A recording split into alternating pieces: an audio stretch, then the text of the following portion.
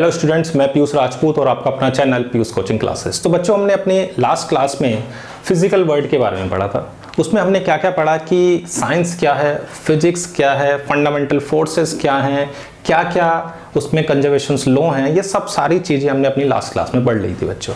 तो आज हम शुरू करने जा रहे हैं यूनिट्स एंड मेजरमेंट्स। क्या बच्चों? Units and measurement. मैं शुरुआत कर रहा हूँ फिजिक्स से ही कि फिजिक्स क्या है। वैसे मैंने लास्ट लेक्चर में बताया था। तो फिजिक्स है क्या? तो सिंपल हम ये कह सकते हैं, branch of science which deal with the study of nature and natural phenomena. यानी कि हमारे पास फिजिक्स क्या है बच्चों? तो फिजिक्स क्या है बच्चों? अ branch of science which deals with the study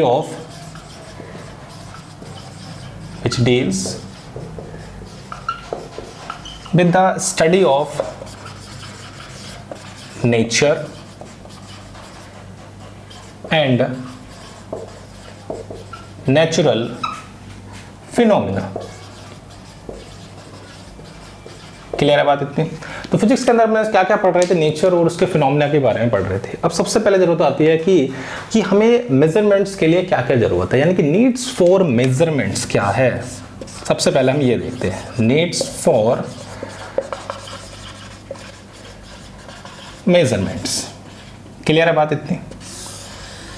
चलो भाई, मैं आपको एक एग्जांपल से बताता हूँ कि मान लो मैं एक बॉडी को ले लेता हूं और उस बॉडी को मैं फ्री फॉल छोड़ रहा हूं, तो वो क्या होगा? अर्थ सरफेस की ओर जा रही होगी। अगर मैं आपसे पूछूं कि क्या उसकी वेलोसिटी कांस्टेंट होगी, क्या मैं आपसे पूछूं क्या उसकी वेलोसिटी टाइम के रेस्पेक्ट में चेंज हो रही है, या मैं आपसे पूछूं क्या उसकी वेलोसिटी हाइट पे डिपेंड कर रही है, क्या उसका मास टाइम पे डिपेंड कर रहा है, क्या उसका मास हाइट पे डिपेंड कर रहा है, तो ये सारे क्वेश्चंस हमारे किस पे डिपेंड्स कर रहे हैं? मेजरमेंट्स पर। या फिर एक एग्जांपल वो लेते हैं, सपोज करो आपके घर में एक बल्ब है और उससे आपसे पूछा जाए कि इसमें ये क्या नाम इलेक्ट्रिकल एनर्जी को कंज्यूम करता है, तो उसकी कॉस्ट कितनी है? तो उसके लिए आपको सबसे पहले क्या करना पड़ेगा बच्चों? उसके लिए सबसे पहले आपको इलेक्ट्रिकल एनर्जी निकालनी पड़ेगी। ये तो करना पड़ेगा, तभी आप उसकी कॉस्ट निकाल सकते हो। या फिर आप बीमार हो गए और आपको फीवर अपना चेक कराना है, तो उसके लिए सबसे पहले आपको क्या करना पड़ेगा? टेम्परेचर मेजर करना पड़ेगा। तो ये हमारी मेजरमेंट्स हैं। तो हम सबसे पहले अगर हम देखें तो फिजिक्स के अंदर observation and measurements form the backbone of the physics. कह सकते हैं ऐसा। क्लियर है बात इतनी? क्योंकि अगर हम किसी चीज को मेजर कर रहे हैं, उस मेजर करने के लिए सबसे पहले हमें किस चीज की रिक्वायरमेंट है बच्चों? क्वांटिटी की। किसकी? क्वांटिटी। यानी कि अगर मैं वेलोसिटी निकालना चाह रहा हूं तो मुझे क्या निकालना पड़ेगा? हाइट, टाइम, मतलब मेरे पास लेंथ होनी चाहिए, मेरे पास टाइम होना चाहिए, या मास होना चाहिए। इन सब चीजों को हमें क्या करना पड़ेगा? मेजर करना पड़ेगा। तो सबसे पहली चीज बच्चों हमारी क्या आती है? क्वांटिटी। तो सबसे पहले देखते हैं फिजिकल क्वांटिटी क्या क्या है। फटाफट इसको लिखे। तो अगर मैं फिजिकल क्वांटिटी की बात करता हूं तो क्या है फिजिकल क्वांटिटी? देखो भाई,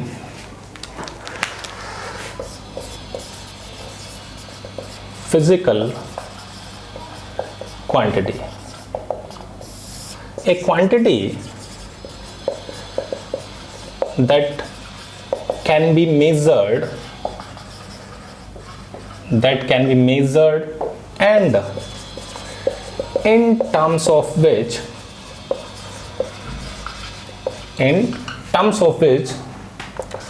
laws of physics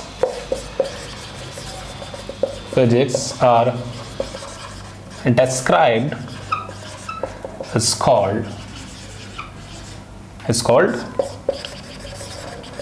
physical quantity. क्या है बच्चों? फिजिकल क्वांटिटी क्या हुई? सिंपल से हम कह सकते हैं quantity that can be measured and in terms of which law of physics are described is called physical quantity. यानी कि ऐसी क्वांटिटी जो क्या कर रही है? मेजर कर रही है। और किस टर्म में कर रही है? लॉ ऑफ फिजिक्स में टर्म में कर रही है बच्चों, उसको हम बोलते हैं फिजिकल क्वांटिटी। से एग्जांपल आपसे पूछा जा सकता है तो आप बोल सकते हैं क्या हो सकती है? वेलोसिटी हो सकती है, फोर्स हो सकती है। सब चीज़ें हमारी क्या हैं? फोर्स हो सकती है, वेलोसिटी हो सकती है, लेंथ हो सकती है, मास हो सकता है, टाइम हो सकते हैं। ये सब बच्चों हमारी क्या है? फिजिकल क्वांटिटी है। अब देखो आता है कि हम फिजिकल क्वांटिटी को दो कैटेगरी में डिवाइड कर सकते हैं बच्चों। एक होती है हमारी fundamental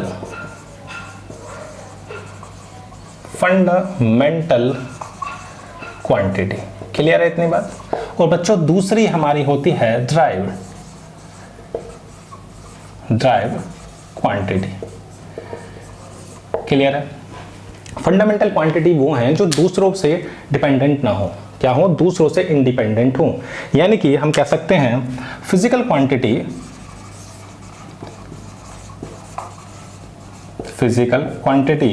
which are independent of another quantity, यानी कि ऐसी फिजिकल क्वांटिटी जो दूसरों पे डिपेंडेंट ना हो, उसको हम बच्चों क्या बोल रहे हैं, फंडामेंटल क्वांटिटी। एग्जाम्पल में आप लिख सकते हैं जैसे लेंथ, टाइम, मास, ठीक है बच्चों, कह सकते हैं। तो मैंने क्या बताया कि जो क्वांटिटी क्या है, मैंने सिंपल से एक बात बोली, द क्वांटिटी क्या है, can be measured and in terms of which law of physics can be describe, मतलब जिनकी टर्म्स में हम लॉ ऑफ फिजिक्स को क्या कर रहे हैं, डिस्क्राइब कर रहे हैं, उसे बच्चों हम बोल रहे हैं फिजिकल क्वांटिटी। और दो कैटेगरी में डिवाइड करी, जो दूसरों पर डिपेंड नहीं कर रही है वो बच्चों हमारी फंडामेंटल है, जो इनसे ड्राइव हो रही हैं उसे बोलते हैं ड्राइव क्वांटिटी। तो कह सकते हैं physical quantity, the physical quantity which are derived from fundamental quantity, जो किससे ड्राइव हो रही हैं, जो फिजिकल क्वांटिटी से डिराइव होती हैं बच्चों, उसे बोलते हैं हम ड्राइव क्वांटिटी। एग्जांपल में आप देख सकते हैं, जैसे मैं कहूँ वेलोसिटी, जैसे फोर्स, ये सब हमारी क्या है, तो ये हमारे ड्राइव्ड है। कैसे हैं, देखो भाई, अगर मैं वेलोसिटी की बात करता हूँ तो वेलोसिटी में आप देखोगे आपको डिस्टेंस और टाइम दिखाई देगा। ये जो डिस्टेंस है एक्चुअल में क्या है बच्चों, तो ये हमारी लेंथ है। क्या है बच्चों, लेंथ। तो लेंथ और टाइम दोनों पे डिपेंड कर रही है। तो लेंथ और टाइम हमारी कैसी हैं पहले से ही, वो हमारी क्या है, फंडामेंटल क्वांटिटी हैं। तो जो फंडामेंटल क्वांटिटी से ड्राइव हो रही हैं उसे बच्चों हम क्या बोलते हैं, ड्राइव्ड क्वांटिटी। इतनी बात क्लियर है, फटाफट इसको लिखें। अब देखो हमारे पास आता है मेजरिंग प्रोसेस, कि हम ये मेजरमेंट्स है क्या, इसकी अगर बात करें, क्या है मेजरिंग प्रोसेस।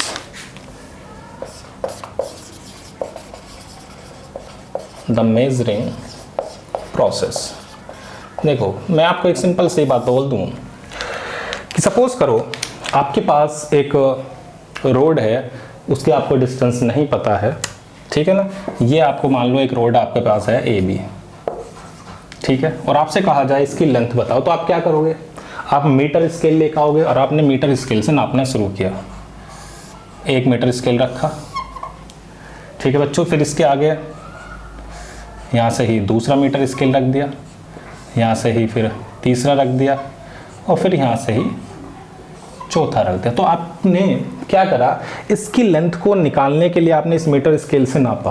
क्या करा, मीटर स्केल से क्या करा, नापा। यानी कि हम कर क्या रहे हैं, इस मीटर स्केल से क्या कर रहे हैं, इस लेंथ को सिंपल कंपेयर कर रहे हैं। क्या कर रहे हैं, कंपैरिजन, सिंपल कंपैरिजन। तो एक लाइन बोल सकता हूं, the process of measurement is basically the process of comparison. ठीक है बच्चों, यही तो है, कंपेयर ही कर रहे हैं, मेजरमेंट और कुछ नहीं है। सिंपल जो हमारी स्टैंडर्ड्स यूनिट्स होती हैं, उन स्टैंडर्ड से स्केल से हम क्या कर रहे हैं, इस लेंथ को सिंपल कंपेयर कर रहे हैं। आपके पास मीटर स्केल था, आपने उससे कंपेयर करके उसके लेंथ को निकाल दिया। यानी कि आप ये कह रहे हैं कि मैग्नीट्यूड ऑफ क्वांटिटी, सिंपल मैं ये बोल सकता हूं न्यूमेरिकल वैल्यू, मतलब कितनी है ये 4 5 जो है numerical value of quantity into size of unit, size of unit, simple. ये तो बोलेंगे कि जो भी हमारे पास मैग्नीट्यूड है एक्चुअल में, देखो जैसे अगर मान लो मैं इसकी लेंथ को निकालूं तो इसकी लेंथ क्या आई, 1 2 3 4 4 मीटर आई, यही तो आई बच्चों, ये आई। तो इसमें देखो 4 क्या है, न्यूमेरिकल वैल्यू है, क्या है, न्यूमेरिकल वैल्यू है, और जो मीटर है वो क्या है, साइज ऑफ यूनिट है, ये तो आया। तो मैं लिख सकता हूं Q is equal to N U, क्या, Q is equal to N U. अब देखो अगर आप मीटर स्केल की जगह आप सेंटीमीटर वाला ले लें और भी कोई छोटा स्केल ले लें, क्या इसकी लेंथ चेंज होगी, भाई लेंथ तो वही रहेगी ना, बस क्या बदल जाएगी, उसकी न्यूमेरिकल वैल्यू बदल जाएगी और क्या बदल जाएगा, साइज ऑफ यूनिट चेंज हो जाएगी। क्लियर है बात इतनी, तो समझ में आ गया द मेजरिंग प्रोसेस क्या है। तो मेजरिंग प्रोसेस सिंपल एक कंपैरिजन है, किससे, जो हमारे पास स्टैंडर्ड स्केल है उससे हम क्या कर रहे हैं, सिंपल उस लेंथ को हम क्या कर रहे हैं, कंपेयर कर रहे हैं। और वो है क्या, तो magnitude of the quantity, simple numerical value and size of unit है। क्लियर है बात, फटाफट लिखिए, देखते हैं आगे। अब देखो हमारे पास एक छोटा सा एग्जाम्पल लेके मैं आपको समझाऊं इसी चीज को, कि जैसे जैसे आपकी न्यूमेरिकल वैल्यू छोटी होगी वैसे वैसे आपकी साइज ऑफ यूनिट बड़ी होगी, ये ध्यान रखना। यानी Q is equal to N U जो है ये कांस्टेंट है, ये नहीं बदलेगा। अगर उसकी लेंथ 4 मीटर है तो भैया 4 मीटर ही रहेगी, चाहे आप किसी भी चीज से मेजर कर लो। यानी कि जो n और u हैं वो एक दूसरे के क्या हैं बच्चों, इनवर्सली प्रोपोर्शनल हैं। जैसे एग्जांपल देखते हैं, मान लो मास ऑफ एन ऑब्जेक्ट, ये हमें गिवन है 2 इंटू 10 की पावर -6 kg, ये हमें गिवन है। और आपसे बच्चों कहा जाए कि आप इसे क्या करें, चेंज करो, किस में चेंज करने को बोल दिया आपसे, ग्राम में, आपसे बोल दिया मिलीग्राम में, और या चलो मिलीग्राम में, और तीसरा बोल दिया माइक्रोग्राम में।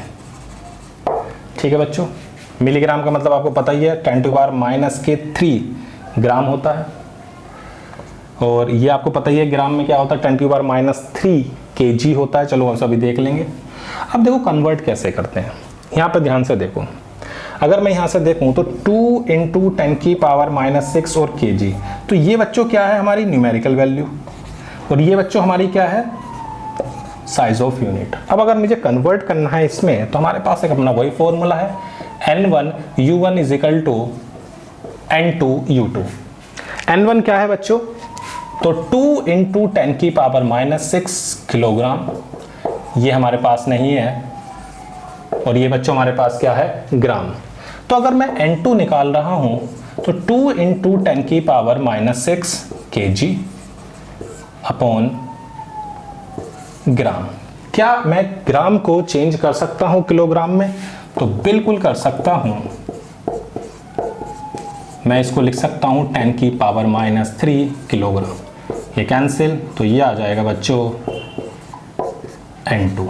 क्लियर है, इसको चेंज कर दिया आप किस में, तो ये चीज जो बन के आई N2, 2 इंटू 10⁻³ किस में आ गई, ग्राम में। क्लियर है, ऐसे ही मैं चेंज कर सकता हूं दूसरे को, N1 U1 is equal to N2 U2, मैं चेंज कर रहा हूं किस बार, मिलीग्राम में, तो मिलीग्राम को चेंज करेंगे तो देखो मैं लिख सकता हूं N2 is equal to 2 into 10⁻⁻6 kilogram, नीचे आएगा मिलीग्राम। तो अब देखो मिलीग्राम को चेंज करते हैं किसमें, 10⁻³ पहले ग्राम में चेंज किया, अब देखो ग्राम को भी केजी में कर लेते हैं, तो 2 इंटू 10⁻⁻6 10⁻⁻6, तो कितना आ गया, N2 is equal to 2 milligram. सही बच्चों, तो N2 हमारे पास 2 आ गया, और क्लियर है बात इतनी। तो हमारे पास ये वाली वैल्यू हमारे पास आ गई 2 इंटू 10⁻⁻³ ग्राम, और ये वाली वैल्यू आ गई 2 मिलीग्राम। क्लियर है बात इतनी। अब देखते हैं कि थर्ड क्या कह रहा है। थर्ड हमारा माइक्रो है, उसको भी देख लेते हैं। तो अगर थर्ड की बात करते हैं तो N1 U1 is equal to N2 U2, तो N2 आ जाएगा 2 इंटू 10⁻⁻6 किलोग्राम में है, और माइक्रो माइक्रो क्या होता है बच्चों? देखो भाई, हमारे पास मिलीग्राम था, हमारे पास है माइक्रोग्राम। क्या है बच्चों? माइक्रोग्राम। तो पहले हम माइक्रोग्राम से ग्राम में चेंज करते हैं, तो 10 की पावर -6 ग्राम हो गया, और माइक्रो होता है 10 की पावर -9 किलोग्राम। तो ये आ जाएगा इतने माइक्रो ग्राम। क्लियर है बात इतनी? इसको फटाफट लिखे, देखते हैं आगे। Concept of mass. मास क्या है? तो देखो भाई, हम सिंपल ये कह सकते हैं, mass of a body, mass of a body is defined as the quantity of matter in the body. Clear है बात इतनी बच्चों? यानी कि उस बॉडी के अंदर जो भी क्वांटिटी ऑफ मैटर होगी बच्चों, उसे हम क्या बोलते हैं? मास बोलते हैं। तो हमारे पास क्या है? मास। दूसरी बात ये याद रखनी है आपको कि it can never be zero, यानी कि कोई भी बॉडी के अंदर जितनी भी मैटर की क्वांटिटी होती है वो बच्चों हमारा मास होता है, और ये कभी जीरो नहीं हो सकता। क्लियर है बात इतनी? दूसरी बात, इसको हम दो कैटेगरी में डिवाइड करते हैं बच्चों। एक होता है हमारा इनर्शियल मास, और दूसरा होता है ग्रेविटेशनल मास। क्लियर है बात? एक इनर्शियल है, दूसरा ग्रेविटेशनल है। ये इनर्शियल क्या है? तो inertial mass of the body measure the inertia of the body। उस बॉडी की किसको मेजर करता है? इनर्शिया को मेजर करता है, उसे बच्चों हम बोलते हैं इनर्शियल मास। अब होता है ग्रेविटेशन। इनर्शिया मतलब तुम समझते हो। अब हमारे पास क्या आता है? ग्रेविटेशनल। ग्रेविटेशनल क्या है? कि भाई अर्थ किसी भी ऑब्जेक्ट को जो पुल कर रही है अपनी ओर से, उसको मेजर करने का काम करता है ग्रेविटेशनल मास। तो कह सकते हैं gravitational mass of the body measure the gravitational pull of the body, gravitational pull of the body या gravitational pull of the earth on the body। कह सकते हैं सर कि ये क्या कर रहा है? ग्रेविटेशनल पुल को मेजर करता है, और ये किसको बच्चों करता है मेजर? इनर्शिया को। इतनी बात क्लियर होगी कि मास क्या है? Quantity of matter. सिंपल सी बात। दो कैटेगरी में है, एक इनर्शियल मास है, दूसरा ग्रेविटेशनल मास है। और हम मास जो पहले जो डेफिनेशन आई थी बहुत पहले, अब तो चेंज हो गई वो डेफिनेशन। पहले डेफिनेशन ये थी कि अगर आपके पास 1 डेसीमीटर क्यूब आपने क्या ले लिया है? वाटर ले लिया 4 डिग्री सेंटीग्रेड पर, उसके मास को हम क्या बोलते थे? 1 किलोग्राम। ध्यान रखना, इसकी मोस्ट कॉमन जो यूनिट है बच्चों, वो हमारी होती है किलोग्राम। क्या बच्चों? किलोग्राम। तो 1 kilogram is defined as the mass of 1 cubic decimeter of water at 4 degree centigrade. Clear है बात नहीं? तो इसकी अगर आप देखें तो मोस्ट कॉमन यूनिट क्या है बच्चों? तो मोस्ट कॉमन यूनिट हमारे पास है किलोग्राम। और 1 किलोग्राम को कैसे डिफाइन कर सकते हैं? अगर हम क्या ले लें? 1 क्यूबिक डेसीमीटर वाटर ले लें, किस पर? 4 डिग्री सेंटीग्रेड पर, तो हम उसके मास को क्या बोलते थे? 1 kg। क्लियर बात नहीं? तो यानी कि 1 किलोग्राम को हमने कैसे डिफाइन किया था पहले कि 1 क्यूबिक डेसीमीटर का क्या ले लेते? वाटर का मास 4 डिग्री सेंटीग्रेड पर, उसे हम बोलते थे मास। क्लियर है इतनी बात? फटाफट लिखें। आप देखते हैं कॉन्सेप्ट ऑफ लेंथ। लेंथ का कॉन्सेप्ट क्या है? ये डेफिनेशंस ओल्ड है, जो न्यू डेफिनेशंस है अभी थोड़ी देर में बताऊंगा मैं। तो हमारे पास नेक्स्ट आता है कॉन्सेप्ट ऑफ लेंथ। क्या बच्चों? कॉन्सेप्ट ऑफ लेंथ ये क्या है? तो देखो भाई, लेंथ सिंपल सा क्या होती है? एक तरह से डिस्टेंस है सेपरेशंस का। क्या कह सकते हैं? Length of an object is defined as the distance of separation between any two points at the extreme ends of the object। Clear है बात? जो हमारे एक्सट्रीम एंड्स हैं, क्या है? एक्सट्रीम एंड्स, उनका जो सेपरेशंस हो रहा है उसके डिस्टेंस को हम बच्चों क्या बोल रहे हैं? लेंथ। क्या बच्चों? लेंथ। अब देखो इसकी जो मोस्ट कॉमन यूनिट बच्चों है वो आपकी है मीटर। मोस्ट कॉमन यूनिट क्या है बच्चों? मीटर। अब देखो 1 मीटर को पहले कैसे डिफाइन किया गया था वो देख लेते हैं।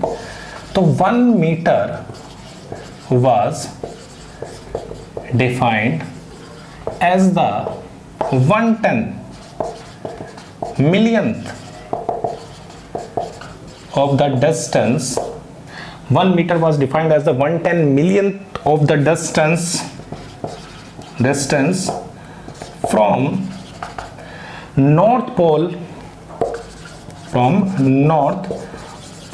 to the equator of the earth। Clear है बात इतनी? ये पुरानी डेफिनेशन है, इसको बाद में चेंज किया गया क्योंकि भाई साइज बहुत ज़्यादा वो हो रहा था, डिपेंडेंसी इतने बड़े साइज के अकॉर्डिंग इसको हम कर नहीं पा रहे थे। तो 1 मीटर क्या था? 1/10 मिलियन किसका? अर्थ के नॉर्थ पोल और हमारे पास इक्वेटर का जो सेपरेशन है उसके 1/10 मिलियन पार्ट को हम क्या बोल रहे थे? 1 मीटर। इतनी बात क्लियर है? तो मैंने क्या बताया, हमारी जो कॉन्सेप्ट ऑफ लेंथ क्या, सिंपल एक सेपरेशंस है। क्या है? सेपरेशंस बता रहा है, दो एक्सट्रीम एंड्स के बीच के सेपरेशंस को क्या बताने का काम कर रहा है? 1 मीटर। वो सॉरी लेंथ, और उसकी लेंथ की जो मोस्ट कॉमन यूनिट है उसे हमने क्या नाम दिया है? मीटर। मीटर क्या था पहले? वो बच्चों ये था। क्लियर है इतनी बात कि हमारे पास लेंथ क्या है? तो लेंथ हम सिंपल से ये बोल सकते हैं, जो ऑब्जेक्ट है उसके कोई से भी 2 पॉइंट्स ले लो, वो दोनों पॉइंट हमारे क्या हैं? एक्सट्रीम एंड्स हैं। उन एक्सट्रीम एंड्स के बीच का जो सेपरेशंस है उसे बच्चों हमने क्या बोला? लेंथ। और लेंथ की जो मोस्ट कॉमन यूनिट है बच्चों वो क्या है? मीटर। और मीटर को हमने पहले कैसे डिफाइन किया था? तो हमने सिंपल सी बात है 1/10 millionth of the distance from north pole to equator of the earth. Clear है इतनी बात? अब देखते हैं concept of time. Concept of time, तीसरे की ओर जा रहे हैं हम। कॉन्सेप्ट ऑफ टाइम,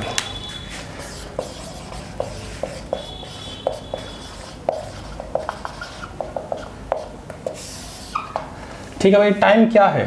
तो देखो भाई टाइम क्या है, आपसे पूछेगा टाइम क्या है तो आप कहते हैं जी 4:30 हो रही है, 5:00 हो रही है, हम घड़ी में देख के बताते हैं। अकॉर्डिंग टू आइंस्टाइन हम ये कह सकते हैं, according to Einstein, time is what a clock reads। According to Einstein हम ये कह पा रहे हैं कि भाई टाइम क्या है? जो भी घड़ी मेजर करते हैं उसे हम क्या बोलते थे? टाइम। लेकिन टाइम क्या है? हम टाइम को क्या बोलेंगे? तो time is a duration. Time is measure the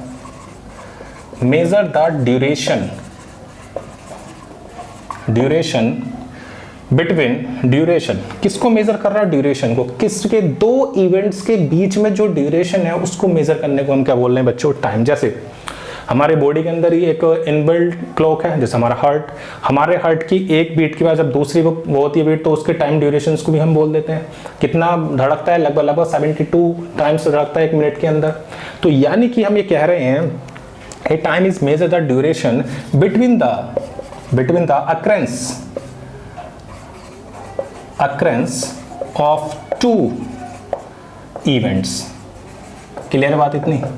यानी कि जो 2 इवेंट्स हो रहे हैं उन दोनों इवेंट्स के होने में जो ड्यूरेशंस है उस ड्यूरेशंस को हम क्या बोल रहे हैं बच्चों?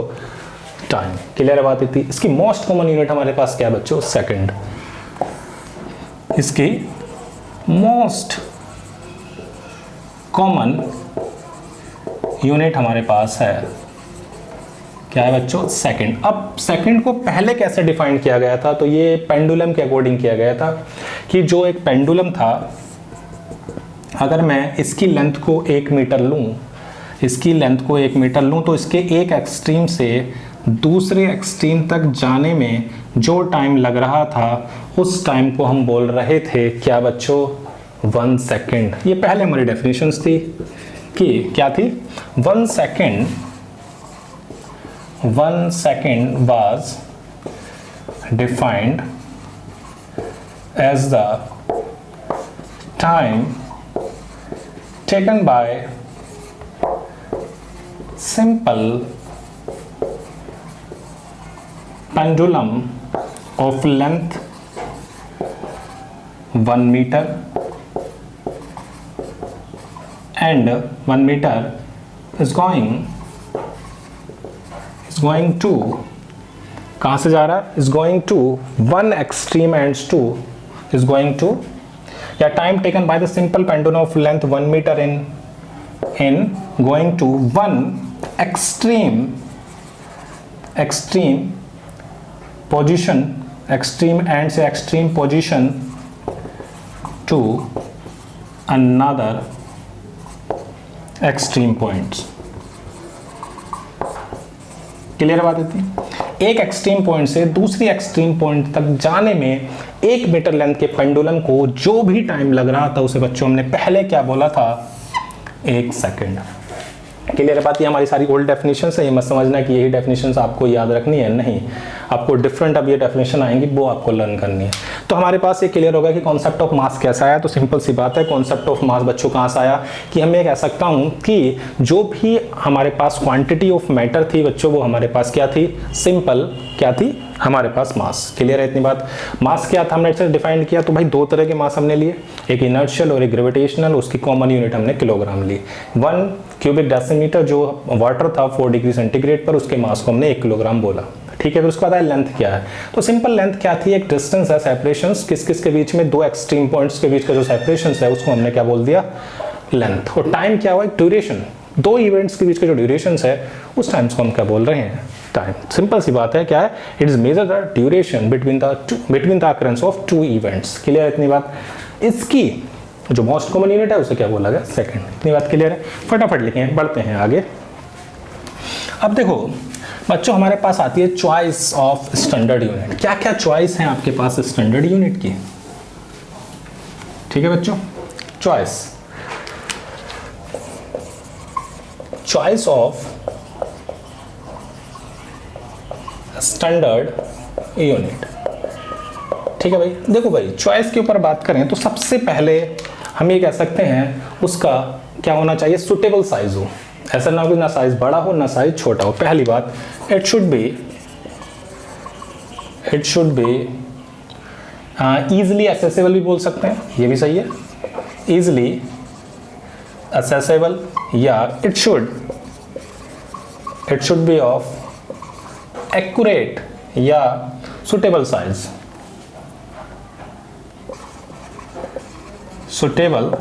क्लियर है बात इतनी।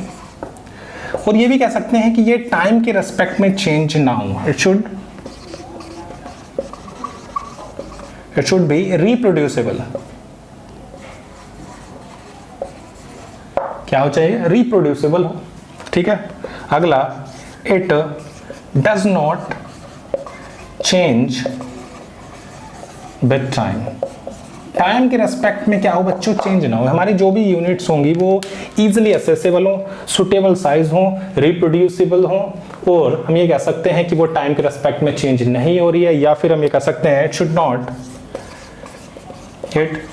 Not change with physical conditions. Physical condition जैसे प्रेशर और टेम्परेचर, इनके रेस्पेक्ट में भी क्या हो बच्चों, चेंज ना हो, उसे बोलते हैं हम, ये पूरी चीज़ें हम देख रहे हैं चॉइस।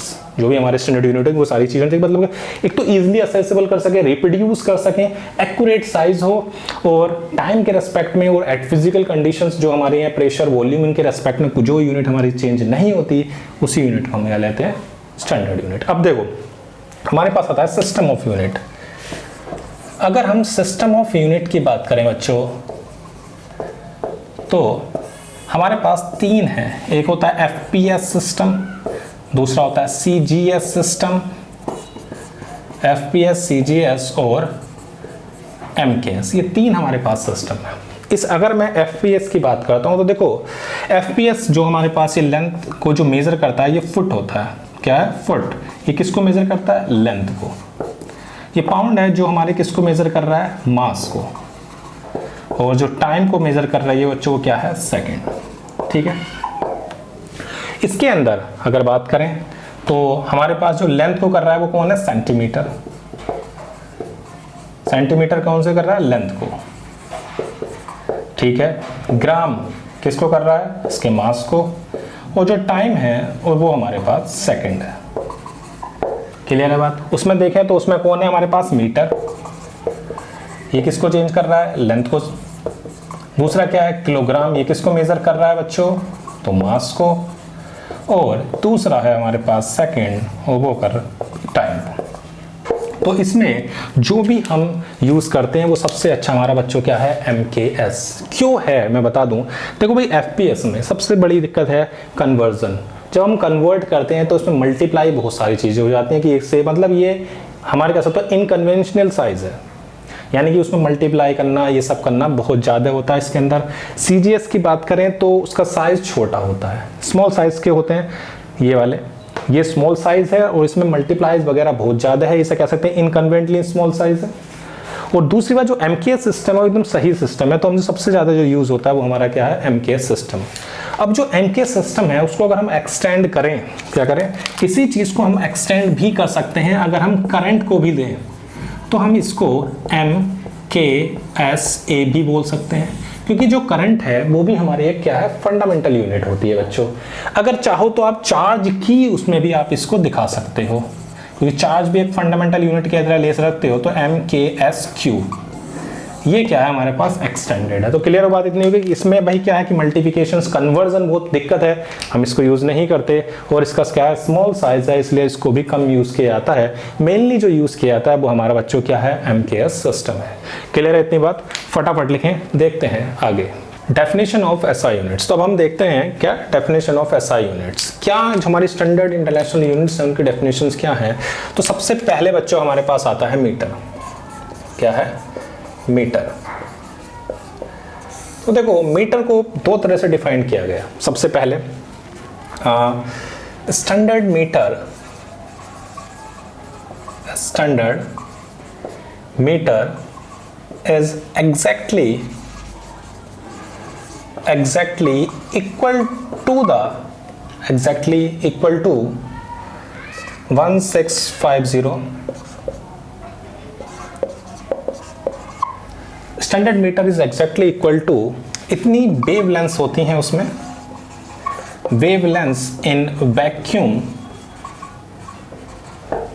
वैक्यूम, मैंने क्या बताया कि हमारे पास ये समझ लो कि स्टैंडर्ड मीटर का जो है वो क्या है? एग्जैक्टली इक्वल टू इतनी नंबर ऑफ, ये जो दिखाई दे रही है इतनी wavelengths in vacuum of radiation from krypton isotopes of mass 86। Clear है बात? तो ये क्या है कि अगर आप देखें तो क्रिप्टन जो है हमारे पास, इसके 2 आपके लेवल्स मैंने दिखा दिए, जैसे 2p10 और दूसरा 5d5, ये आपको दिखाई दे रहे हैं। इन 2 लेवल्स के बीच में इतनी नंबर ऑफ वेवलेंथ्स क्या है वो आ रही हैं। जितनी नंबर ऑफ वेवलेंथ्स ये दिखाई दे रही हैं, ये नंबर ऑफ वेवलेंथ्स किस में होती हैं? 1 मीटर में। ठीक है बच्चों, लेकिन इस डेफिनेशन को बाद में क्या कर दिया गया? चेंज किया गया। क्या चेंज किया गया? फटाफट लिखें, देखते हैं। उन्होंने बताया फिर इसको किसकी फॉर्म में? लाइट की ट्रेवल, कि लाइट जो है वो कितने फ्रैक्शन ऑफ सेकंड्स में कितनी डिस्टेंस ट्रेवल कर रही है, उसकी फॉर्म में इसको मीटर को दिखाएगा। मैं बता रहा हूँ क्या होता है, फटाफट इसको लिखें।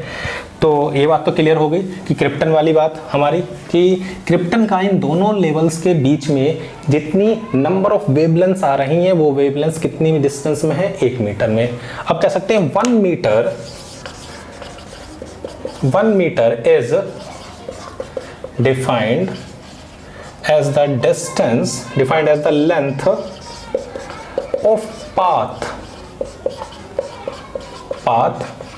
traveled by the light in vacuum, किसमें 1 meter is defined as the length of path traveled by the light in vacuum of 1.2997992,458 light in vacuum in of 1 second। Clear है बात? तो क्या है ये 299792458 ऑफ 1 सेकेंड, यानी कि हमारे पास 1 सेकेंड आपको ये दिखाई दे रही है, 1 सेकेंड का इतना हिस्सा, 1 सेकेंड के इतने हिस्से में जो भी लाइट डिस्टेंस ट्रेवल कर रही है उस डिस्टेंस को बोल रहे हैं बच्चों क्या, 1 मीटर। तो 1 मीटर क्या है, 1 सेकेंड के इतने हिस्से में, 1 सेकेंड का इतना पार्ट में जो डिस्टेंस ट्रेवल कर रही है उसे बच्चों हम क्या बोल रहे हैं, 1 मीटर। तो बात क्लियर होगी। मीटर क्या है कि सिंपल सी 1 metre is defined as the length of path travelled by the light in vacuum in 1/2997992,458 of 1 second. Clear? अब हमारे पास आता है किलोग्राम। क्या बच्चों? किलोग्राम। दूसरी हमारे पास स्टैंडर्ड यूनिट्स है किलोग्राम। ठीक है, किलोग्राम क्या है? तो 1 kilogram is the mass of the prototype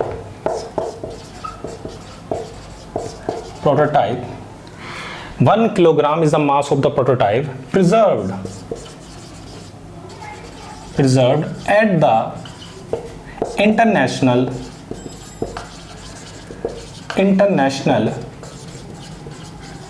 Bureau of weights and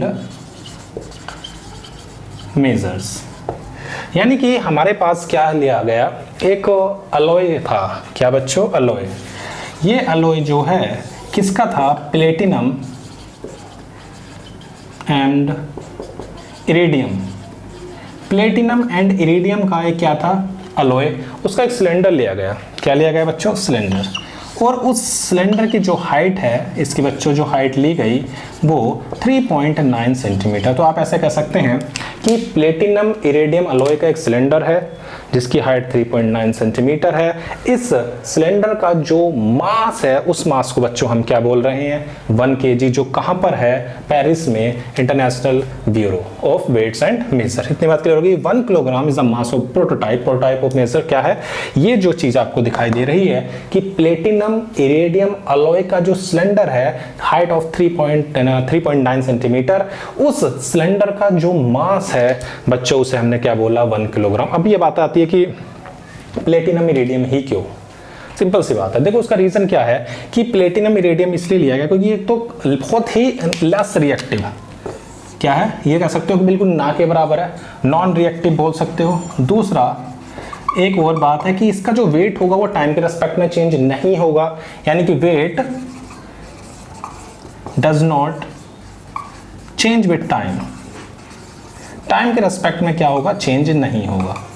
ऐसे नहीं कि एटमॉस्फेरिक कंडीशंस बदल जाएं तो बच्चों इसका वेट चेंज हो जाए, फिर ऐसा हो गया तो फिर क्या होगा?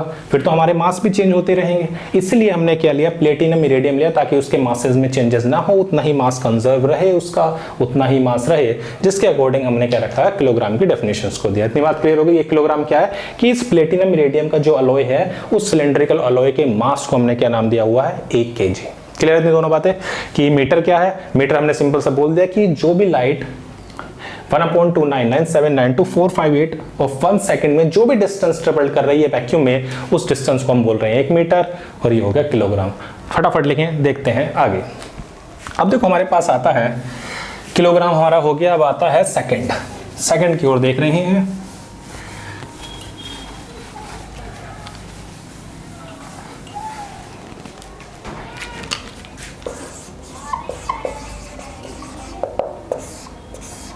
सेकंड। ठीक है बच्चों, सेकंड क्या है? तो मैंने आपको बताया था टाइम सिंपल एक ड्यूरेशन होता है, तो मैं कह सकता हूं 1 second is the duration of 1 second is the duration of 9192631 770। 1 second is the duration of इतना periods of radiation corresponding to the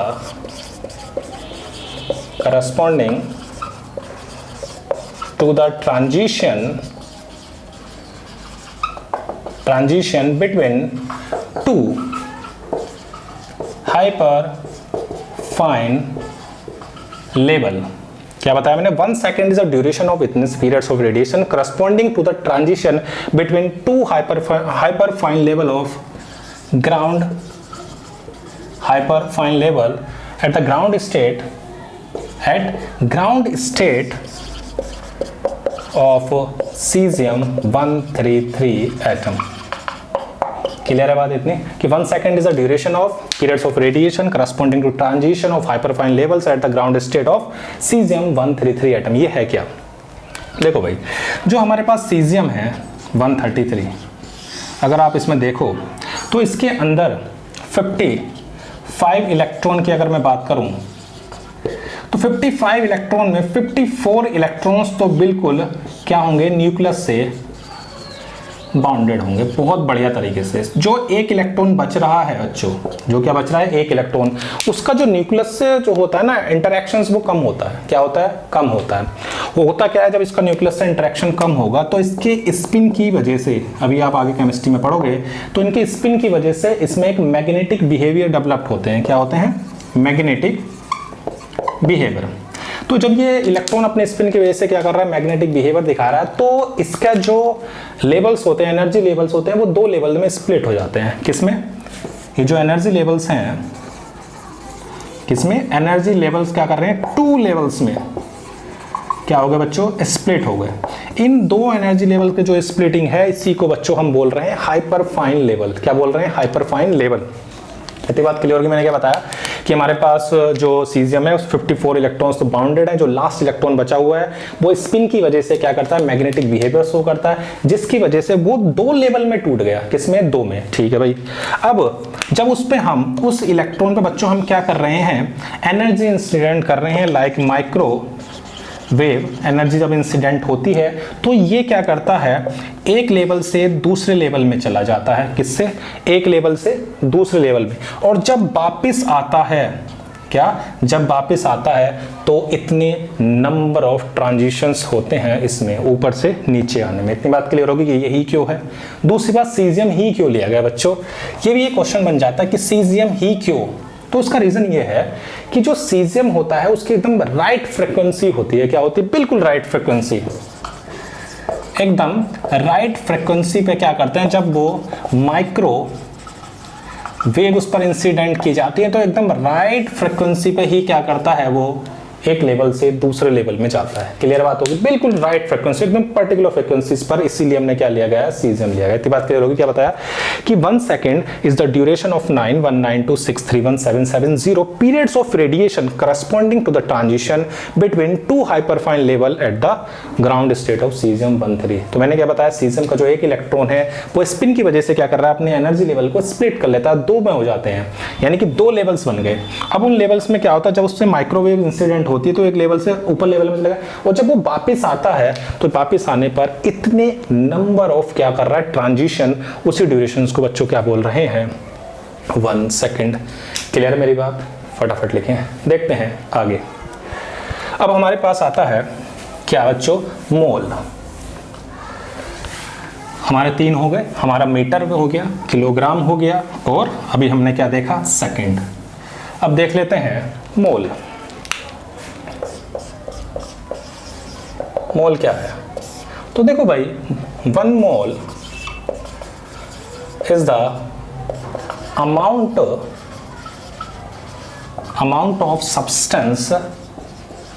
amount of substance which contain 1 mole is the amount of substance which contains same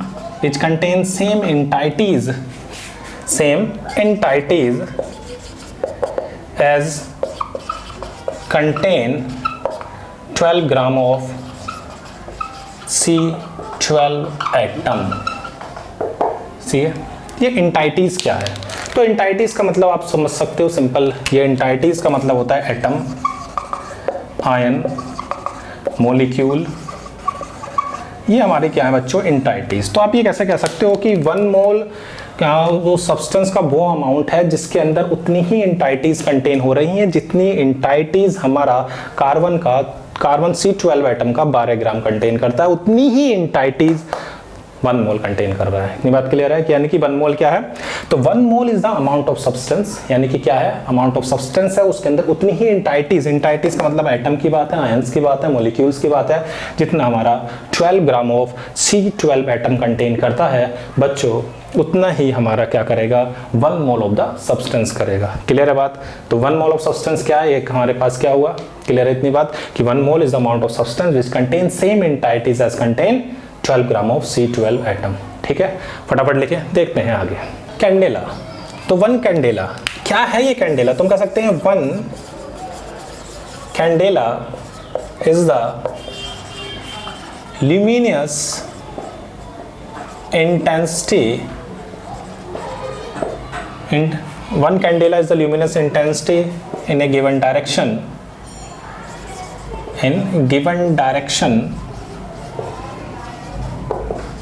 of a source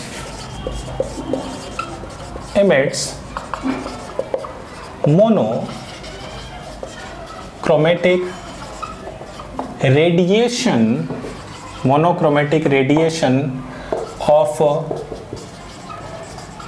frequency 5.4 into 10 की power 14 hertz frequency and radiant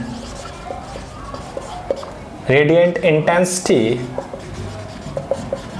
1/683 watt per steradian in that direction। ठीक है बच्चों, ये तो होगी definition. अब देखते हैं क्या रहा है, क्या बताया मैंने। 1 candela is the luminous intensity in a given direction of a source emits monochromatic radiation of frequency 5.4 into 10⁻14 hertz and radiant intensity इतना। देखो भाई ल्यूमिनियस इंटेंसिटी का मतलब देखते हैं पहले। इसका मतलब आप सिंपल समझें, इसका मतलब होता है सिंपल बच्चों ब्राइटनेस। क्या है सिंपल ब्राइटनेस। अब ऐसे समझ लीजिए कि आपके पास एक बल्ब है, ये क्या है बच्चों, ये आपके पास एक बल्ब है, ठीक है भाई। अब इस पर्टिकुलर डायरेक्शंस में क्या हो रही है, देखो ये आपको मैंने दिखाया हुआ है यहाँ पर, ये जो दिखाई दे रहा है इसको बोलते हैं बच्चों सॉलिड एंगल। क्या बोलते हैं, सॉलिड एंगल। तो 1 candela is the luminous intensity. Luminous intensity को हम सिंपल क्या बोल दे रहे हैं, ब्राइटनेस, या हम बोल सकते हैं luminous flux per unit solid angle, ये भी हम बोल सकते हैं। तो ऐसा समझ लो कि ये जो आपको बल्ब दिखाई दे रहा है, ये इस पर्टिकुलर डायरेक्शन में मोनोक्रोमेटिक का बच्चों क्या मतलब होता है, सिंगल वेवलेंथ। क्या होता है बच्चों, सिंगल वेवलेंथ। तो यानी कि एक सिंगल वेवलेंथ आपको दिखाई दे रही है, यानी कि 1 कैंडेला क्या है कि ल्यूमिनस इंटेंसिटी, यानी समझ लो एक ब्राइटनेस है किसी एक पर्टिकुलर डायरेक्शन में उस किसकी मोनोक्रोमेटिक सोर्स की, जिसकी फ्रीक्वेंसी इतनी है और उसकी जो रेडिएंट इंटेंसिटी है वो इतनी है। यानी कि अगर कोई भी सोर्स, यानी कि एक मोनोक्रोमेटिक सोर्स, एक ये क्या है हमारा बच्चों सॉलिड एंगल, यानी कि हमारे पास सिंपल आप इसे भी बोल सकते हो कि ये हमारा क्या हो जाएगा, ये तो छोड़ो आई, यानी कि luminous flux per unit solid angle, ये भी बोल सकते हो आप इसको।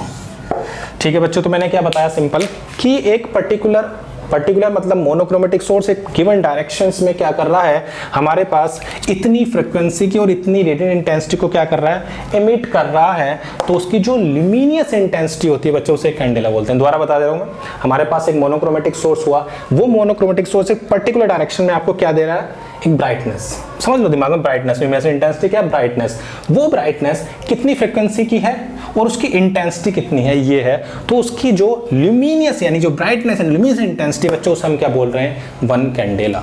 ठीक है बच्चों, कोई दिक्कत वाली बात। तो समझ में आ गया क्या हुआ कि एक मोनोक्रोमेटिक सोर्स एक पर्टिकुलर डायरेक्शंस में इतनी फ्रीक्वेंसी की और इतनी इंटेंसिटी की जो ल्यूमिनियस इंटेंसिटी दे रहा है बच्चों, से बोलते हैं 1 candela. Monochromatic single wavelength, luminous intensity समझ लो आप ब्राइटनेस, या luminous flux per unit solid angle. Solid angle अभी थोड़ी देर में देख रहे हैं, फटाफट इसको लिखें, देखते हैं आगे। अब हमारे पास क्या आता है, केल्विन। केल्विन, तो बच्चों केल्विन क्या है? सबसे पहली बात कि kelvin it is the SI unit of temperature. ठीक है भाई, पहली बात क्लियर होगी भाई, ये कैसी यूनिट है? एसआई यूनिट है टेम्परेचर की। और होता क्या है, तो 1 kelvin is equal to 1 Kelvin is defined as, लिख सकते हो 1 Kelvin is defined as the 1 Kelvin is defined as the fraction 273.16 of, तो 1 Kelvin is defined as the fraction of thermodynamic temperature of triple point of water. Triple point of water यानी कि kelvin क्या है? सबसे पहले कि kelvin एक ऐसा यूनिट है टेम्परेचर की। 1 केल्विन हमारा क्या है? 1 kelvin is defined as the fraction of thermodynamic temperature of triple point of water, यानी कि ट्रिपल पॉइंट ऑफ वाटर की अगर बात करें तो एक मैंने कंटेनर लिया, इस कंटेनर में वाटर जो है वो लिक्विड स्टेट में भी है, उसमें आइस भी है और हमारे क्या है, पेपर भी है। ये हमारे वेपर हो गए वाटर के, ये है हमारी आइस हो गई, और ये हमारा सिंपल लिक्विड स्टेट में हो गया क्या, वाटर। तो इस कंटेनर के अंदर ये तीनों क्या हैं, एक इक्विलिब्रियम स्टेट में है। तीनों क्या है, इक्विलिब्रियम स्टेट में। तो जो उसका टेम्परेचर होता है बच्चों, तो वो टेम्परेचर 273.16 केल्विन होता है। अगर मैं इसका इतना पार्ट लूँ तो बच्चों एक केल्विन ही आएगा। तो एक केल्विन क्या हुआ, जो भी ट्रिपल पॉइंट ऑफ वाटर है उसका 1/273.16 पार्ट हमारा क्या होता है बच्चों, केल्विन। क्लियर है? फटाफट लिखें, देखते हैं नेक्स्ट। अब हमारे पास लास्ट क्या बचती है बच्चों, एम्पियर। अब सबसे हमारी लास्ट ऐसा यूनिट आ गई है,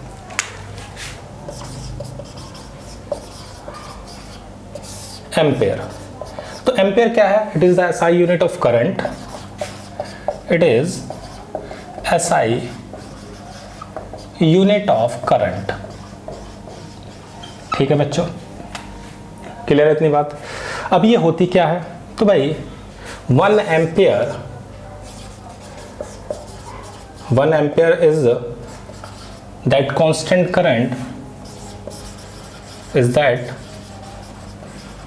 constant current which if maintained in 2, if क्या बताया मैंने कि 1 ampere is that a constant current which if maintained in 2 straight parallel conductor of infinite length, क्या है बच्चों, infinite length, negligible circular cross section,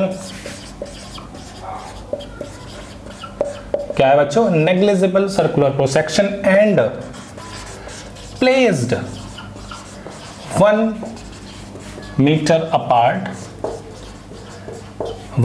apart shall produce the force per unit length of 2 into 10 की power 7 Newton पर metre between them। तो क्या कह रही है हमारे पास, देखो एम्पियर की हमने क्या करा, 2 इनफाइनाइटली लॉन्ग वायर लिए हुए हैं। क्या है, इनफाइनाइटली लॉन्ग वायर है, उनके बीच का जो सेपरेशन है बच्चों वो 1 मीटर है। क्या है, 1 मीटर। इनफाइनाइटली लॉन्ग वायर है, जो इनका क्रॉस सेक्शन है बच्चों वो नेग्लिजिबल है, और उनके बीच का सेपरेशन हमने 1 मीटर रखा हुआ है। अगर इन दोनों के बीच में जो भी फोर्स लग रहा है, अगर वो फोर्स 2 × 10⁷ न्यूटन पर मीटर है, यानी कि फोर्स पर यूनिट लेंथ जो है वो बच्चों कितनी है, 2 × 10⁷ न्यूटन पर मीटर है, तो इसमें जो भी करंट फ्लो होगी वो बच्चों कितनी होगी, 1 एम्पियर। ये कह सकते हो कि दो इनफाइनाइटली लॉन्ग वायर लिए गए हैं, उनका सेपरेशन 1 मीटर है, उनके बीच में अगर फोर्स 2 × 10⁷ न्यूटन पर मीटर लगता है तो उसमें फ्लो होने वाली जो करंट है बच्चों वो कितनी है, 1 एम्पियर। ये बात क्लियर हो गई। तो ये हमारी जितनी भी हमने SI यूनिट्स देखी वो हो गई। अब हमारे पास 2 सप्लीमेंट्री यूनिट्स और होती हैं, उन्हें और देख लेते हैं। तो 2 सप्लीमेंट्री बच्चों हमारे पास यूनिट्स हैं। एक यूनिट होती है रेडियन, और बच्चों दूसरी हमारे पास है स्टेरेडियन। तो ये 2 हमारी क्या है बच्चों, सप्लीमेंट्री यूनिट्स हैं। अब अगर एक बात करते हैं सबसे पहले किसकी, रेडियन की। तो देखो रेडियन क्या है, अगर हमारे पास एक आर्क है, ये आर्क हो गई, ये एंगल सबटेंड कर रही है थीटा, ये इसकी रेडियस। अगर मैं जो आर्क की लेंथ है और जो हमारे पास रेडियस है, अगर वो दोनों इक्वल कर दें, एंगल हमारे पास कितना होता है बच्चों, angle is equal to arc upon radius, ये होता है। अगर मैं length of arc is equal to कर दो किसके बच्चों, रेडियस के, तो हमारा जो एंगल होगा वो कितना हो जाएगा, 1 रेडियन। कितना हो जाएगा बच्चों, 1 रेडियन। क्लियर है इतनी बात। तो रेडियन क्या हुआ, 1 रेडियन इज एन एंगल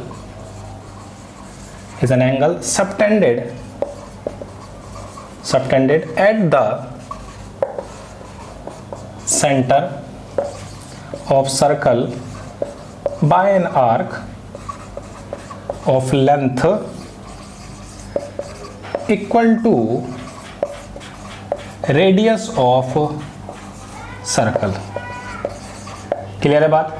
तो 1 रेडियन क्या है, is an angle subtended at the centre of a circle by an arc of length equal to radius of circle. अगर जो हमने आर्क ली है, अगर उसकी आर्क की लेंथ और रेडियस क्या हो, दोनों बराबर हो, तो जो भी सेंटर पर एंगल बनेगा, सर्कल के सेंटर पर एंगल बनेगा बच्चों, वो क्या होगा, 1 रेडियन। क्लियर है इतनी बात। देखते हैं नेक्स्ट, फटाफट लिखें इसको। तो अब हमारे पास आता है स्टेरेडियन।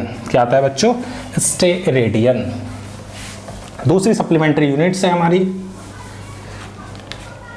स्टेरेडियन। तो देखो स्टेरेडियन क्या है, ये एक सॉलिड एंगल है।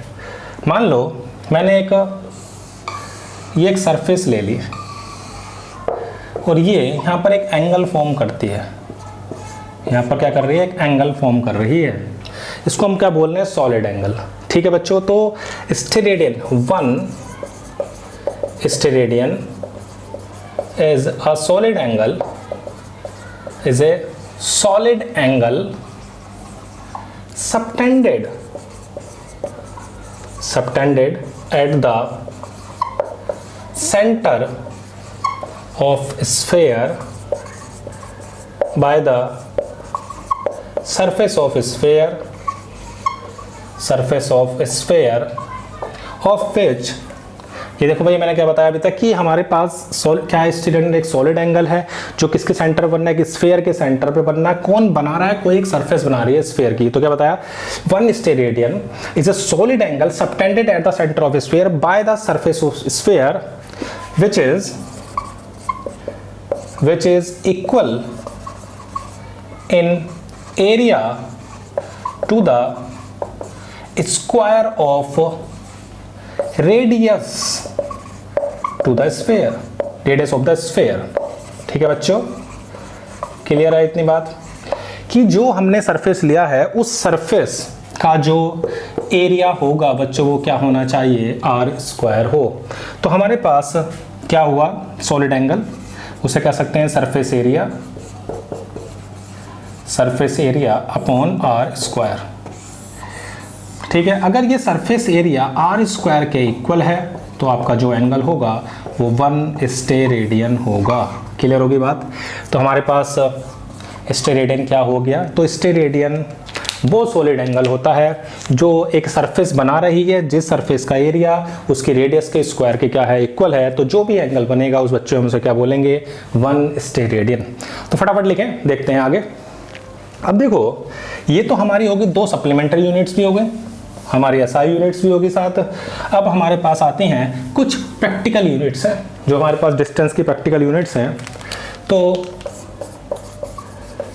प्रैक्टिकल यूनिट्स, ऐसी प्रैक्टिकल यूनिट्स जो मेजर कर रही हैं किसको, लार्ज डिस्टेंस को। किसको मेजर करती हैं, मेजरिंग द लार्ज डिस्टेंस, बड़ी बड़ी डिस्टेंस को मेजर करने का काम करती हैं, measuring the large distance. Clear है बच्चों इतनी बात। अब देखो हमारे पास सबसे पहली यूनिट क्या आती है, सबसे पहली यूनिट बच्चों हमारे पास आती है एस्ट्रोनॉमिकल यूनिट। क्या बच्चों, एस्ट्रोनॉमिकल यूनिट। क्लियर है बात इतनी, AU। तो 1 एस्ट्रोनॉमिकल यूनिट क्या है, it is the average distance. किसकी एवरेज डिस्टेंस है, कहाँ की, centre of son of, centre of इतना, किसका, अर्थ। अर्थ और सन के जो सेंटर है उनके बीच की जो एवरेज डिस्टेंस है बच्चों, उसे बोलते हैं हम क्या, एस्ट्रोनॉमिकल यूनिट। क्या है, it is the average distance of the centre of circle, distance of centre of sun from the centre of earth. तो क्या है, it is the average distance of centre of sun from the centre of earth. इस distance को बच्चों हम क्या बोलते हैं, एस्ट्रोनॉमिकल यूनिट। यानी कि अर्थ और सन के जो बीच का जो सेंटर है, अर्थ और सन इन दोनों के सेंटर के जो बीच के डिस्टेंस है बच्चों, उसे हम बोल रहे हैं एस्ट्रोनॉमिकल यूनिट। तो 1 AU हमारे पास क्या होता है बच्चों, तो 1.5 × 10⁻11 मीटर। ये क्या है हमारे पास, 1 एस्ट्रोनॉमिकल यूनिट। क्लियर है इतनी बात। अब आगे बढ़ते हैं। अब हमारे पास आता है लाइट ईयर। क्या है बच्चों, लाइट ईयर। देखते हैं लाइट ईयर क्या है।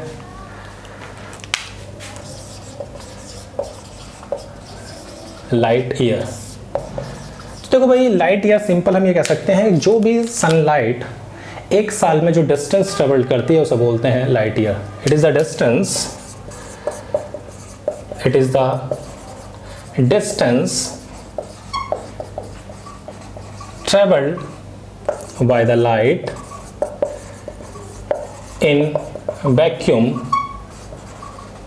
in 1 year। एक साल में जो भी डिस्टेंस कवर कर रही है वैक्यूम में बच्चों, उसे हम क्या बोल रहे हैं, लाइट ईयर। तो 1 लाइट ईयर, स्पीड आपको पता है 3 × 10⁸ होती है। क्लियर है बात इतनी। एक साल में 365 दिन होते हैं, एक दिन में बच्चों 24 घंटे होते हैं, और 1 घंटे में 60 मिनट और 60 सेकंड होते हैं। अगर इन सबको सोल्व किया जाए तो आपके पास 9.46 × 10⁻15 मीटर आएगा। क्लियर है इतनी बात। तो ये बच्चों हमारे पास क्या हो गया, लाइट ईयर। ठीक है बच्चों, तो पहली हमने देखी एस्ट्रोनॉमिकल यूनिट। एस्ट्रोनॉमिकल यूनिट क्या है बच्चों, की जो भी हमारे डिस्टेंस है अर्थ और सन के सेंटर के बीच की जो एवरेज डिस्टेंस है उसे हमने एस्ट्रोनॉमिकल यूनिट बोला। फिर हमारे पास जो लाइट ईयर है वो क्या है, कि जो भी सनलाइट एक साल में डिस्टेंस कवर करती है उसे बोलते हैं बच्चों लाइट ईयर। अब हम देखते हैं क्या, पारसेक। ये सबसे बड़ी यूनिट है डिस्टेंस की, पारसेक। तो क्या है, 1 parsec is the radius of the circle, radius of the circle of which, या radius of circle at the center of which an arc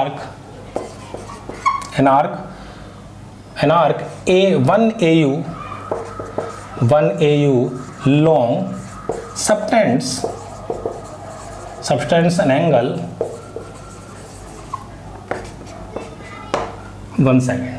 क्या है ये, तो 1 parsec is the radius of the circle at the center of which an arc 1 AU long subtends an angle 1 second। यानी कि अगर मैं सोचो एक आर्क ले लेता हूं, ये आर्क दिखाई दे रही है, तो बच्चों ये जो आर्क है अगर मैं इसकी लेंथ को, इसकी लेंथ को अगर मैं 1 AU ले लूं, क्या ले लूं, 1 AU।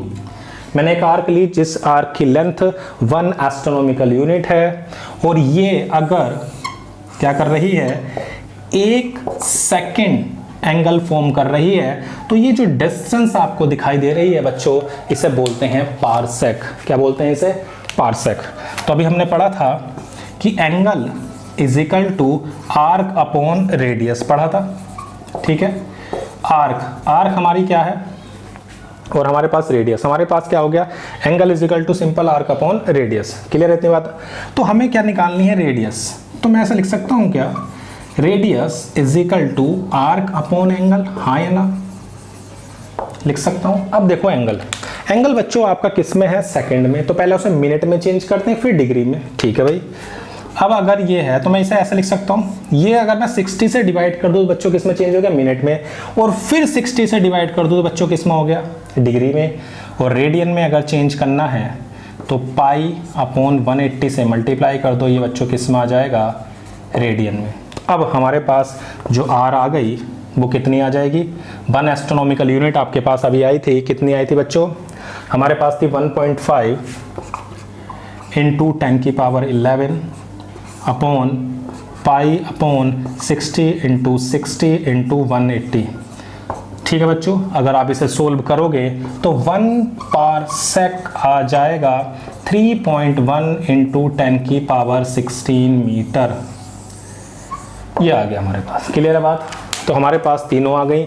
लाइट ईयर कितना आ गया बच्चों, 9.46 इंटू 10 टू पावर 15, और 1 पारसेक हमारे पास कितना आ गया, 3.1 इंटू 10 टू पावर 16, और हमारे पास 1 AU आ गई 1.5 into 10 to power 11 metre. Clear है बात इतनी? अब देखो इन तीनों में छोटा सा रिलेशन भी बना लेते हैं। अगर हम देखें इन तीनों को, तो इन तीनों में क्या रिलेशन हो सकता है, तो देखो भाई हमारे पास अभी 1 एस्ट्रोनॉमिकल यूनिट कितनी आई थी, 1.5 इंटू 10 की पावर 11 मीटर आई थी, ठीक है। 1 लाइट ईयर आया था 9.46 इंटू 10 की पावर 15 मीटर, ठीक है। और 1 पारसेक कितना आया बच्चों लगभग, तो 1 पारसेक आ गया 3.1 इंटू 10 की पावर 16 मीटर। क्लियर है इतनी बात? तो ये हमारे पास आ गई, ठीक है। अब इनमें रिलेशंस देख लेते हैं।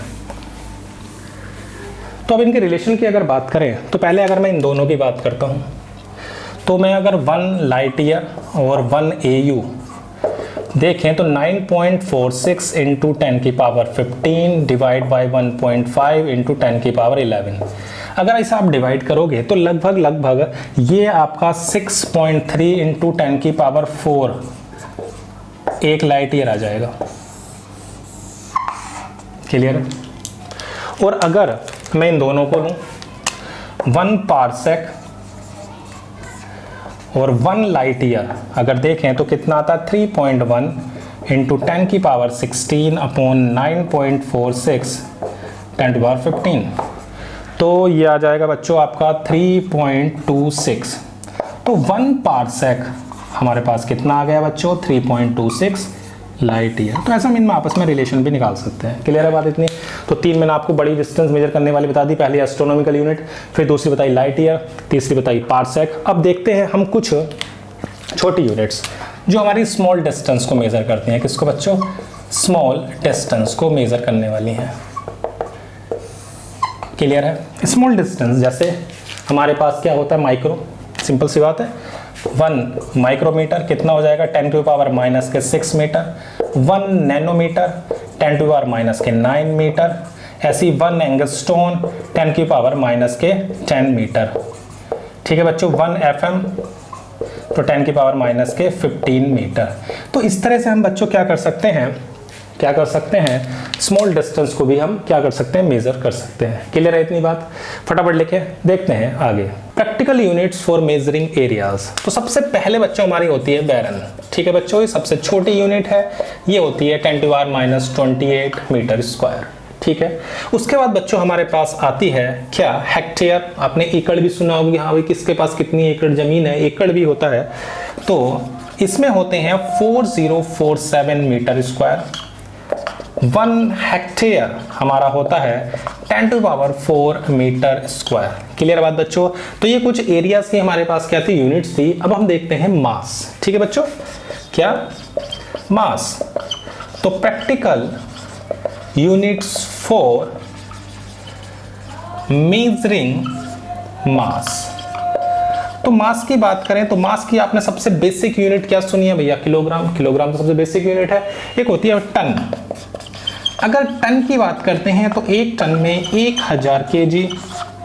1 क्विंटल आपने सुना होगा, तो क्विंटल में कितने होते हैं? 100 केजी। ठीक है बच्चों। ऐसे ही आपका होता है स्लैग, इसमें होते हैं 14.57 केजी। आपने पाउंड सुना होगा, 1 पाउंड। ये जो होता है ये होता है 0.4536 केजी। क्लियर है बच्चों?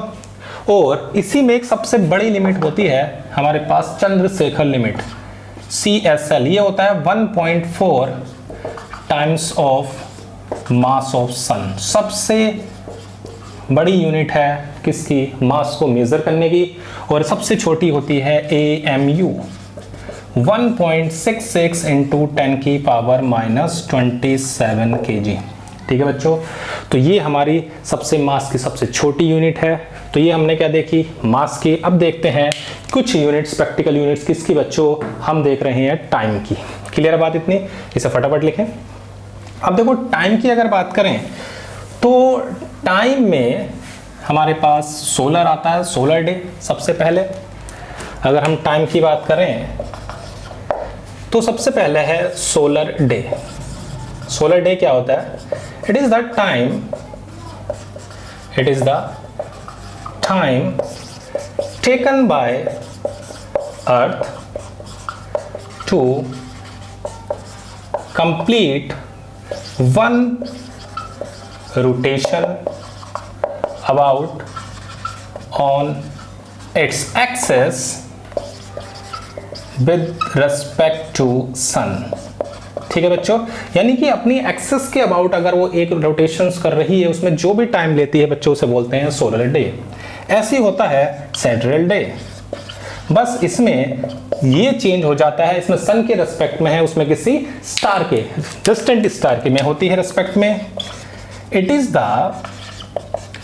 Time taken by earth to complete 1 rotation about on its axis with respect to distant star। Clear है बात बच्चों? अब आता है हमारे पास सोलर ईयर। सोलर ईयर क्या है?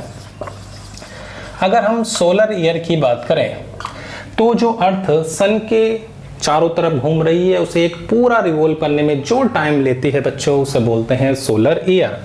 तो ये क्या है? It is the time taken by earth to complete 1 revolution around the sun. Clear है बात इतनी? तो जो 1 सोलर ईयर है बच्चों, वो होता है 365.25 एवरेज सोलर डे। क्लियर है? और 1 सोलर ईयर को हम लिख सकते हैं 366.25, ये होता है सैटरडे डे। क्लियर है इतनी बात? इसी में एक चीज और होती है, लूनार मंथ। क्या बच्चों? Lunar month. ये क्या है? तो लूनार मंथ हमारा ये है कि जो भी मून अर्थ के चारों तरफ क्या कर रहा है? रोटेट कर रहा है एक पूरा राउंड घूमने में। तो कह सकते हैं it is the time taken by the moon to complete 1 revolution around earth. Clear है बात इतनी? तो उसे बोलते हैं 1 लूनार मंथ। तो 1 लूनार मंथ जो है बच्चों, वो होता है 27.3 डेज। ठीक है बच्चों, इतने डेज होते हैं। तो इसमें बच्चों सबसे छोटी यूनिट हमारी जो होती है किसकी? टाइम की, वो होती है शेक। 1 शेक, ये होती है 10 की पावर -8 सेकेंड। ये सबसे छोटी यूनिट है। क्लियर है बात इतनी? इसे फटाफट लिखें, देखते हैं आगे। अब देखो हमारे पास कुछ यूनिट्स हमारी प्रेशर की भी हैं। किसकी हैं बच्चों? प्रेशर की। तो प्रेशर की यूनिट की अगर बात करें, किसके लिए? प्रेशर के लिए। तो प्रेशर में हमें सबसे पहले यूनिट आपको पता है, इसकी बेसिक यूनिट होती है न्यूटन पर मीटर स्क्वायर। तो 1 ATM या 1 बार इजिकल टू होती है 10⁵ न्यूटन पर मीटर स्क्वायर। क्लियर है इतनी बात? ठीक है।